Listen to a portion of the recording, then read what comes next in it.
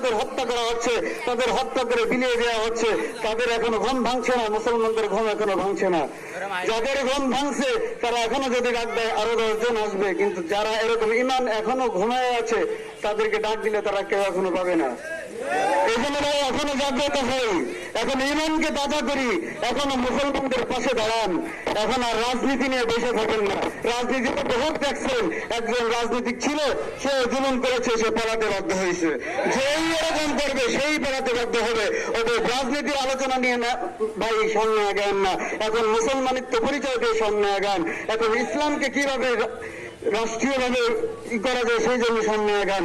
এই সংক্ষিপ্ত আলোচনা করে আমার আলোচনা শেষ করলাম। আলহামদুলিল্লাহ রাব্বিল আলামিন।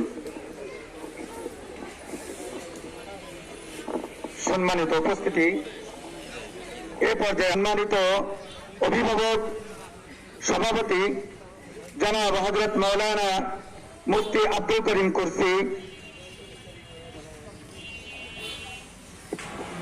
মুহতামিম কদমতলা মাদ্রাসা হুজুরকে তার মূল্যবান আলোচনা করার জন্য আমরা সবিনয় অনুরোধ করছি।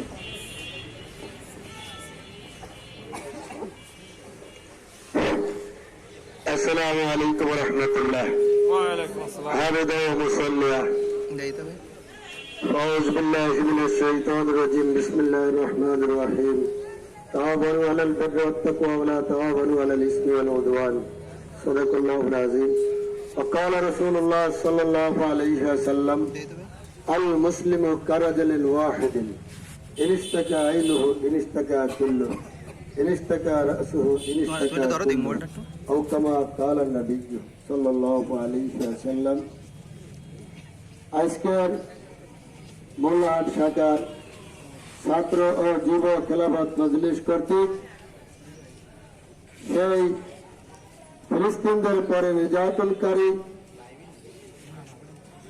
কাফের মুশরিকদের বিরুদ্ধে বিক্ষোভ সমাবেশে উপস্থিত মোল্লাহাট উপজেলার ইসলামী দলের বিভিন্ন শ্রেণীর নেতা কর্মী ও বিভিন্ন স্তরের মুসলমান ভাইরা ও মুজাহিদ ভাইরা সকলকে জানাই আজকের সমাবেশের পক্ষ থেকে আন্তরিক দোয়া ও সালাম।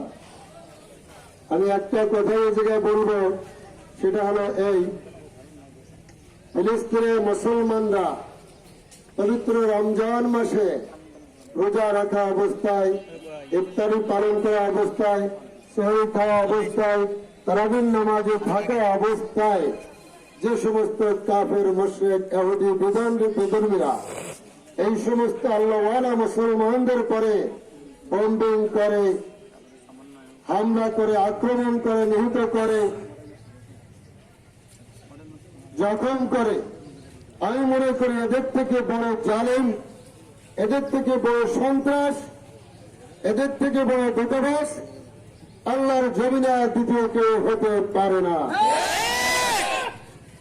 অতএব এই পবিত্র রমজান মাসে আমরা মাজলুম মুসলমান আল্লাহ পাকের দরবারে ফরিয়াদ করতে চাই যে আল্লাহ তুমি এই জালেমদের হাতকে ভেঙে দাও, এই জালেমদের শক্তিকে ধ্বংস করে দাও। এই জালেমদেরকে যে সমস্ত শক্তিরা সহযোগিতা করে, ইন্ধন দেয়, তাদের যদি হেদায়েত থাকে আল্লাহ পাক রব্বুল আলামিন তাদেরকে মুসলমানদের কাতারে আসার তৌফিক দান করুন। যদি তাদের কপালে ঈমান না থাকে আল্লাহ পাক রব্বুল আলামিন ফিরআউনের মতন সাগরের মধ্যে সুবাই সুবাই মারুক, সকলে বলেন আমিন। যদি তাদের কপালে হেদায়েত না থাকে নমরুদের মতন তারা ধ্বংস হয়ে যায়। নমরুদকে ধ্বংস করার জন্য বড় বাহাদুর পাহাড়ানোর প্রয়োজন ছিল না আল্লাহ পাকের। ক্ষুদ্র একটা মশা দিয়ে আল্লাহ পাক তাকে পানিশমেন্ট করেছিলেন। সেই আল্লাহ পাক রব্বুল আলামিন এখন আসমানের জমিনে সকল স্তরে আছে কি আছে না, কি বলেন? আল্লাহ পাক রব্বুল আলামিন নিশ্চয়ই মাজলুম মুসলমানদের দোয়া কবুল করে সেই জালেম এই মুসলমানদেরকে আল্লাহ জমিন থেকে পাক করে দিক। আল্লাহ পাক রব্বুল আলামিন সারা দুনিয়ায় ইসলামী খিলাফত কায়েম করে সকল মুসলমানদেরকে শান্তিতে কোরআন তেলাওয়াত, শান্তিতে নামাজ, শান্তিতে দিনী আলোচনা করার সুযোগ তৌফিক দান করুক। আমরা সকলে বলি আমিন। আমিন।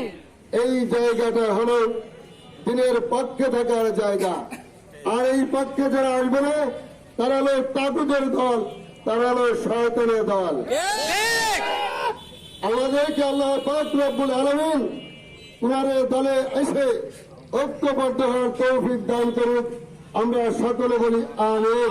আমিন। বাংলাদেশ খিলাফত মজলিসকে আল্লাহ পাক রব্বুল আলামিন আল্লাহর জমিনে সারা পৃথিবীতে কবুল করে। আমরা সকলে বলি আমিন। সকল ইসলামী দল সকল মুসলমানদেরকে এক পতাকার তলে হওয়ার তৌফিক দান করুক। আমরা সকলে বলি আমিন। আল্লাহ পাক আমাদের সকলকে আল্লাহ পাকের আপন হয়ে